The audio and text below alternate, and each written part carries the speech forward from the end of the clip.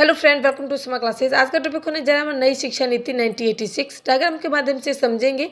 BEd first year वालों के लिए वेरी इंपॉर्टेंट क्वेश्चन है और सेकंड पेपर में पूछा ही जाता है। तो देखेंगे, मैं आपको बार बार कह रही हूँ कि जब भी आप एग्जाम में 16 नंबर के जितने भी क्वेश्चन को कर रहे हो उसको डायग्राम के माध्यम से बनाएं ताकि आपको अच्छे मार्क्स मिले। जैसे कि मैंने आपको डायग्राम बनाकर भी दिखाया है, इस तरीके से आप डायग्राम बना सकते हैं। जैसे नई शिक्षा नीति लिखोगे आप, या फिर एनपीई भी लिख सकते हो और 1986 लिख दोगे और बाकी ऐसे फ्लो चार्ट भी बनाओगे। उसमें मेन कौन कौन सा जो लागू किया गया था, जैसे कि सबको समान शिक्षा मिलना, ठीक है।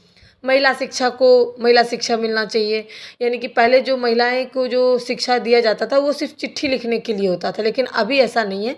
अभी जो है वो हर लेवल पर महिलाएं भी हैं, पुरुष भी है, यानी कि समान अधिकार मिलना चाहिए महिला को भी शिक्षा के उस पर।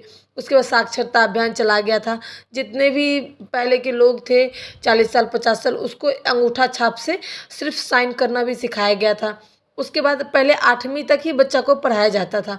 उसके बाद क्या हुआ, 10+2 और +3 यानी कि 11वीं 12वीं और जो बीए में 3 साल होता है, बीएससी में 3 साल होता है, उसको भी लागू किया गया था। उसके बाद जो है तकनीकी व्यावसायिक शिक्षा, यानी कि कंप्यूटर वगैरह हो गया, इसकी शिक्षा के बारे में बताया गया था। आईआईटी हो गया, आईटी जो होता है, जो अभी मशीन वगैरह चलती है, कई लोग आईटी कोर्स करते हैं, तो वो सब चीज़ें जो है हमारी शिक्षा व्यवस्था में ऐड की गई थी। सांस्कृतिक और नैतिक शिक्षा पर जोर दिया गया था। जो हमारा कल्चर है, जो हमारी परंपराएं हैं, जो हमारा भाषा है, उस पर भी जो है पकड़ बनाया गया था, जोर डाला गया था। शिक्षण प्रशिक्षण शिक्षा, यानी कि शिक्षक को भी पहले ऐसे ही ले लिया जाता था, लेकिन अब ट्रेनिंग वगैरह दिया जाएगा।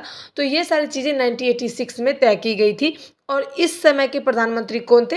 राजीव गांधी। इनके अंदर ही 1986 की नई शिक्षा नीति जो है वो बनी थी। पहले 1968 में बनी थी, जो कि वो फ्लॉप हो गई थी।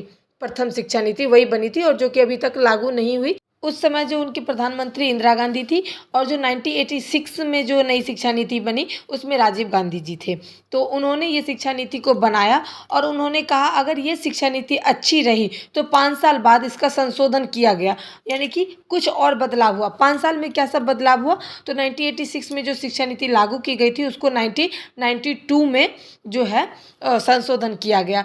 अगर आप इसको फ्लो चार्ट जो हो गया वो बना सकते हैं, चाहे ऐसे भी आप बना सकते हैं चार्ट के माध्यम से, कि आपने अगर आपको याद नहीं रहा एक एक चीज़ तो आप ऐसे बना सकते हैं कि भाई ये इतने वर्ष में लागू की गई थी, इसका मेन उद्देश्य ये था, इसमें जो है 10+2 उसके बाद +3 यानी कि बीए वगैरह भी ऐड किया गया था, तकनीकी शिक्षा भी ऐड की गई थी। तो ऐसे आप इसमें बना करके लिख सकते हो। आपको चार्ट जरूर बनाना है और अब उसको मैं एक पैराग्राफ में भी बता देती हूँ कि कैसे लिखना है। जैसे कि भारत सरकार ने 1986 यानी कि 1986 में शिक्षा व्यवस्था को बेहतर बनाने के लिए समान अवसर देने के लिए नई शिक्षा नीति बनाई, एनईपी। और इसके जो प्रधानमंत्री थे वो कौन थे? राजीव गांधी, ठीक है। और इसकी गुणवत्ताएं क्या थी? इसकी मेन गुणवत्ता थी समानता लाना, महिला को शिक्षा देना, साक्षरता अभियान, सर्व शिक्षा अभियान, ये सारी चीज़ें, तकनीकी शिक्षा, ये सारी चीज़ें दी गई। जिसमें कि मैंने आपको बताया, पहला है समान शिक्षा का अवसर, यानी कि सभी वर्ग, जितने भी जाति के लोग हैं, जितने भी धर्म के लोग हैं, उनको समान शिक्षा का अधिकार मिलेगा।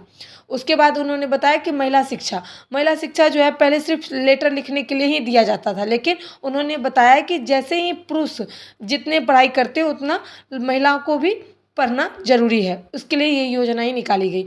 उसके बाद आता है साक्षरता अभियान। इसमें क्या होता है कि बड़े पैमाने पर साक्षरता अभियान चलाया गया, यानी कि जितने भी पिछड़े वर्ग के लोग थे, जितने भी जो भी विकलांग लोग थे, उनको पढ़ना लिखना सिखाया जाए। उनको जो थोड़ा बहुत बिजनेस करते हैं, जो जोड़ घटाव आता है, जिसको कह सकते हैं कि हस्ताक्षर करना सिखाना, ये सारी बड़े तौर पर बनाया गया था, अभियान चलाया गया था। उसके बाद क्या हुआ कि जो बच्चे थे जो 8 तक पढ़ते थे उनको 10+2 और +3 बताया गया था, यानी कि 10 साल में स्कूल की शिक्षा, 2 साल में उच्च माध्यमिक यानी कि 11वीं 12वीं, और 3 साल में कॉलेज विश्वविद्यालय शिक्षा। कॉलेज मतलब कोई बीएससी, बीकॉम, बीटेक और क्या कहते हैं बीए, ये सारी शिक्षा जो है वो 3 साल के अंतर्गत बनाई गई थी।